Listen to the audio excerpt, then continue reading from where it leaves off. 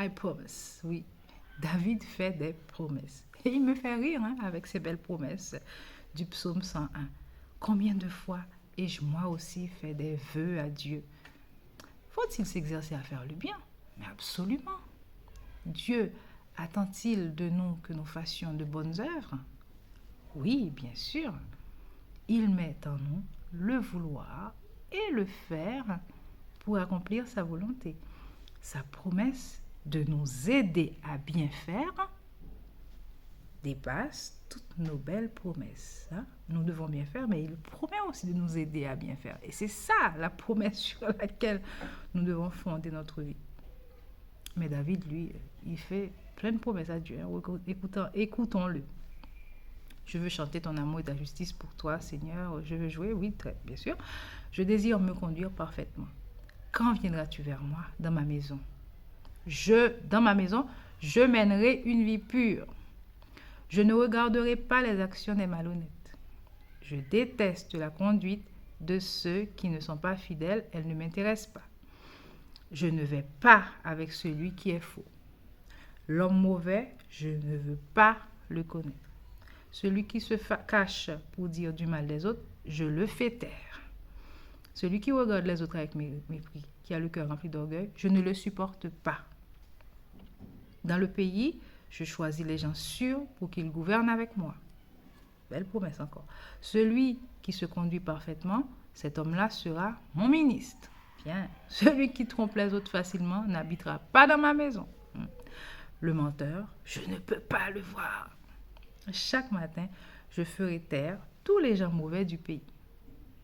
Ainsi, je chasserai de la ville du Seigneur tous ceux qui font le mal.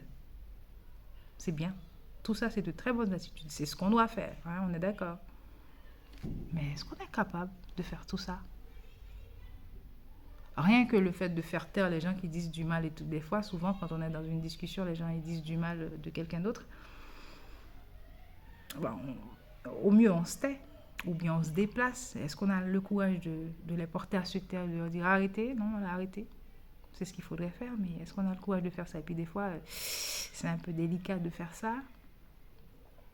En fait, tout ce qu'il dit là, c'est de bonnes choses. Mais en réalité, tout ça, c'est difficile à mettre en pratique. C'est de bons objectifs, mais est-ce qu'on peut vraiment promettre à Dieu de faire tout ça bien comme il faut, sans faille? Peut-être qu'il y a des gens qui y arriveront, mais il y en a aussi qui n'y arriveront pas, même s'ils le veulent. Dieu voit aussi notre volonté de bien faire. Il met en nous cette volonté-là. Il nous donnera les moyens de le faire. Nous pouvons prier le Seigneur pour qu'il nous aide à faire ça. Et du coup, moi, personnellement, je sais que Jésus est mort pour me justifier, pour me rendre juste. Et au lieu de regarder constamment ce que je dois faire, pour ce que je pourrais promettre à Dieu, ce que je pourrais faire pour être bon aux yeux de Dieu, je préfère regarder au sacrifice du Christ pour moi sur la croix. Donc je ne me regarde pas, je regarde Dieu. Et c'est ainsi que je peux réussir dans ma course, pas vers la perfection, parce que Dieu seul est parfait, il sera le seul parfait jusqu'au bout, mais je ne suis pas comme j'étais avant, même si je n'arrive pas tout à fait là où je dois arriver, comme même bien le répéter Joyce Meyer. Donc je regarde devant ce que je dois faire, et je regarde surtout le Christ qui a déjà tout fait pour moi et qui m'aidera à marcher de l'avant. Merci Seigneur parce que tu as déjà tout fait.